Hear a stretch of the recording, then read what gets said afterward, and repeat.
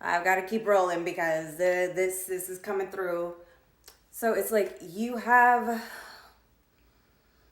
a pretty deep understanding. Okay. So I think I made my point before that last video ended and cut it short. What I am gathering from this is you're beyond religion, um, but maybe not quite like a mastered occultist, right? And I mean, there's some things that I want to say is there are some very mastered occultists that that public figures that I know, you probably know of. I'm not going to name drop right now, but I can see why they do the things they do and how they do it. Oh, I know where this is going. And I'm excited to share it because it's something that really inspires me, and it circles back to what I was saying earlier about the look. At some point you have to have confidence and like learn how to operate with what you've got. So the first thing I want to say, oh, there's that tower moment, and this is what I feel like some of you are trying to prevent. You're like, I don't, like, maybe you've had a lot of tower moments. You've had like a lot of like, maybe something came out where you were really confident and it ended up being this like a fallacy type thing, and you didn't intend for that, and you had a good heart about it, perhaps, I assume. And that's the thing, is everybody thinks they're doing the good right thing, and that's why, you know what I'm saying, and that's why uh, religion is level one teaching when it comes to spirituality. Okay, and so there's like the storytelling, there's the, I call them riddles, but they're like the sayings, the quotes that people live by, and then there's symbols. And so it's like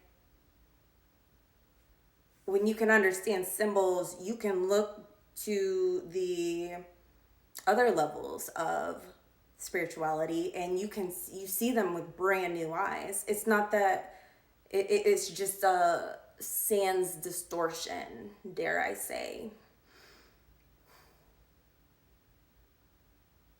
So I'm not gonna get into like the right or wrong or this or that. I don't, to argue about this is a waste of time. Arguing with yourself, though, I feel like is not a waste of time, but a way to pressure test your own beliefs. But it's still, at some time, you have to live your life. You have to take a step forward. Okay, you're gonna make mistakes. You're going to learn things the hard way sometimes. And the point I was getting at like 5 minutes ago is, if you're having a human experience, if you're in one of these fleshy, beating heart bodies, you're never gonna know everything. You don't want to know everything.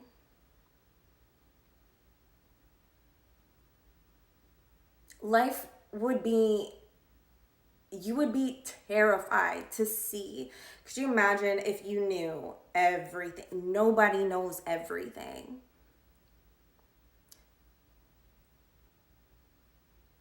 Okay, we're all having this experience, and so there's plenty of, I think I know where I'm gonna go forward with this as this conversation evolves. But for right now,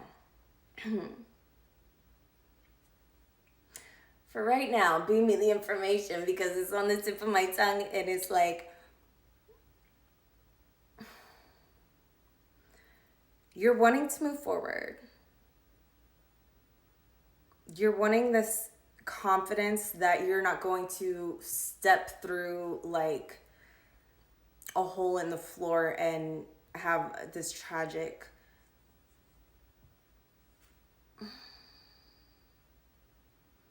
experience as a result. What was I getting at? Hold on. I know what it is. You, my friend, you are my people. And first of all, if you're still here, I know you're my people, but you want to know the rules so you know how to break them.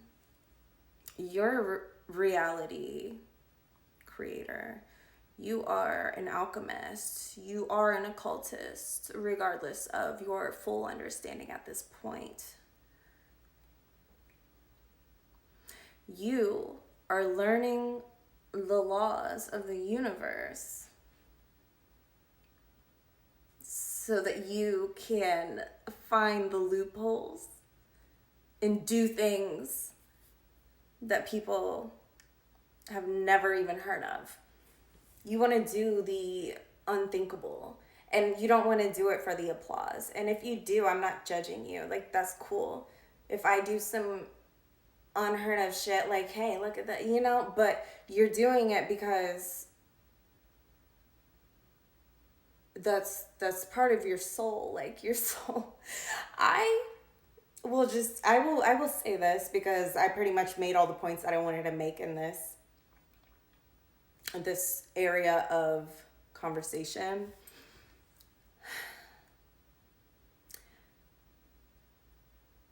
But like, I have so much information. I have so many collective hours that I've spent throughout my life where I was not on camera. I wasn't on camera the entire time I was learning astrology. I wasn't on camera all the times I was like studying these mystery school secrets. Okay, all the times I've like compared notes between two people that I really admire, but it's like, well, that contradicts. And just recently, I've been able to conceptualize through my own experience, through knowledge. I've been able to conceptualize what it means for the high priestess to reconcile all paradox within the womb. Okay, and I don't even know where I heard that phrase at first. I'm just bringing it up because it's something that's always stuck in my mind. Something, okay, yeah, I can repeat that. I can regurgitate what I've heard, but do I know what that means and how to practically use that information? Because if I'm just regurgitating things and I can't practically apply it or deem it useful, like, how can I say that's in my toolbox of like knowledge if I haven't thoroughly pressure tested it? And so this is kind of that. This is kind of that. And again, it's the ability for, let's just stick with that example because we're running out of time again. It's the ability for, let's say, the high priestess to hold two extremes, two ends of the polarity, without either one of them collapsing, which in turn, not being rushed, not being pressured, not freaking out.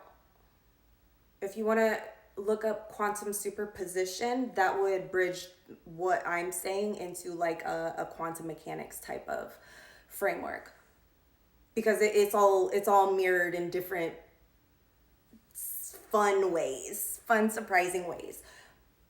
But when she holds those two extremes without the need to, this is right, this is wrong, a third thing happens. As the pendulum's swinging, she's not getting sucked under. And that's a power move on its own.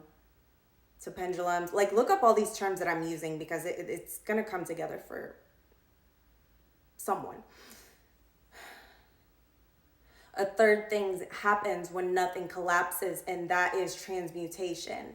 And that is a really, really powerful thing in place to exist. And so that's just something I'm applying right